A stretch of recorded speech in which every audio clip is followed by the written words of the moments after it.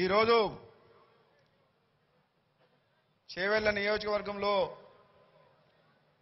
Congress party కార్యకర్తల సమావేశానికి విచ్చేసిన వేదికలంచిన పెద్దలందరికీ తెలంగాణ రాష్ట్రం నలుమూల నుంచి వచ్చిన కాంగ్రెస్ పార్టీ కార్యకర్తలకు సోదరులకు నాయకులందరికీ కూడా నా హృదయపూర్వక నమస్కారాలు తెలియజేస్తున్నాను. నాకంటే ముందు హనుమంతరావు గారు చెప్పిండ్రు, తెలంగాణ వచ్చిన తర్వాత రాష్ట్ర ముఖ్యమంత్రి కేసీఆర్ గారు ఒక నియంతలాగా పరిపాలించి ప్రజాస్వామ్యాన్ని ఏ విధంగా కూని చేసిండ్రో మీ అందరికీ తెలియజేసిండ్రు. దేశ చరిత్ర కాదు, ప్రపంచ చరిత్రలో చూడండి, ఎంత పెద్ద నియంత్రణ అయినా సరే ప్రజలే సమయం వచ్చినప్పుడు గుణపాఠం చెప్తారు. అదే గుణపాఠం వచ్చే ఎన్నికల్లో తెలంగాణ ప్రజలు కేసీఆర్ కుటుంబానికి టీఆర్ఎస్ పార్టీకి చెప్తారని చెప్పేసి కూడా మీ అందరికీ నేను చెప్తున్నాను. కాంగ్రెస్ పార్టీ కార్యకర్తల మీద జరుగుతున్న దాడులు కానీ, టీఆర్ఎస్ పార్టీ నాయకులు చేస్తున్న దోపిడీ కానీ తెలంగాణ సమాజం అందరికీ తెలిసిపోయింది.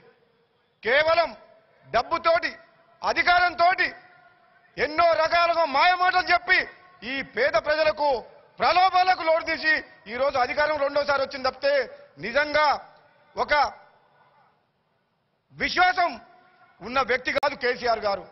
నిజంగా దమ్ము ధైర్యం ఉంటే నీవు ఈరోజు కాంగ్రెస్ పార్టీ గుర్తు మీద గెలిచిన ఎమ్మెల్యేలను కొనవలసిన అవసరం నీకేమైనా ఉందా? ఒక ముఖ్యమంత్రివై ఉండి, ఒక ఉద్యమకారుడివై ఉండి తెలంగాణ ప్రజల యొక్క ఆత్మగౌరవాన్ని, ప్రజాస్వామ్యాన్ని కూలి చేసి మా నకరికలు ఎమ్మెల్యేని ఎంతకు కొన్నవని పడుతున్న ముఖ్యమంత్రి గారిని సిగ్గు శరమేమని ఉంటే ప్రజాస్వామ్యాన్ని ఒక ముఖ్యమంత్రిగా కూని చేయొద్దు. ప్రజాస్వామ్యంలో ప్రతిపక్షాల పాత్ర అవసరం. ప్రతిపక్ష సభ్యులు ప్రజల పక్షాన అసెంబ్లీలో కానీ బయట కానీ పోరాటం చేయవలసిన అవసరం ఉందని చెప్పే ఈరోజు మాకు తెలంగాణ ప్రజలు ఇచ్చిన తీర్పుని 19 మంది ఎమ్మెల్యేలము ప్రజల పక్షాన పోరాటం సిద్ధం చేసుకున్నాం. కానీ రెండవసారి అధికారంలోకి వచ్చిన తర్వాత కూడా నీ కొడుకును ముఖ్యమంత్రి చేసుకో లేదా నువ్వే ఉండు, అంతేగాని ప్రజాస్వామ్యాన్ని కూని చేసే విధంగా ప్రతిపక్ష పార్టీ ఎమ్మెల్యే కొనడం అనేది సిగ్గు చేయడం చెప్తున్నా. చాలా మంది దుష్ప్రచారం చేస్తుండ్రు. చిరుమర్తి లింగయ్య, కోమటిరెడ్డి సోదరులకు ఒక ఇంటి మనిషి, ఒక తమ్ముడు, ఒక దళితుణ్ణి చదివిపించి ఎంపీటీసీ జడ్పీటీసీ చేసి 2 సార్లు ఎమ్మెల్యే చేసినాం. గత ఎన్నికల్లో చెప్పినాం మేము, మాకు టికెట్ ఇవ్వకున్నా పర్వాలేదు, చిరుమర్తి లింగయ్యకి ఇవ్వండి టికెట్ అని చెప్పి. ఒకవేళ నాకు ఇచ్చినా సరే, మా సోదరికి ఇచ్చినా సరే, చిరుమర్తి లింగయ్య టికెట్ ఇవ్వకపోతే మేము పోటీ చేయమని చెప్పినాం. మా సీటు అవసరమైతే మా పదవిని త్యాగం చేస్తామని చెప్పి ముందుకొచ్చి కాంగ్రెస్ పార్టీ అధిష్టానంతో కొట్లాడి టికెట్ తీసుకొచ్చి కార్యకర్తల్ని ఒప్పించి మెప్పించి మేము ఈరోజు కాంగ్రెస్ పార్టీ ఎమ్మెల్యేగా గెలిపించినాం.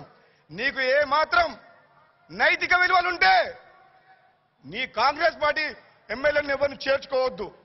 కాంగ్రెస్ పార్టీ తరఫున చెప్తాం, ఈరోజు ఎంతమందిని ఎమ్మెల్యేలను ఉన్నా సరే నీ డబ్బుతో, నీ అధికారంతో, నీ ఎటువంటి అహంభావం చూపించిన సరే తెలంగాణ ప్రజలు, సమాజం అంతా ఈరోజు మిమ్మల్ని చూస్తుంది.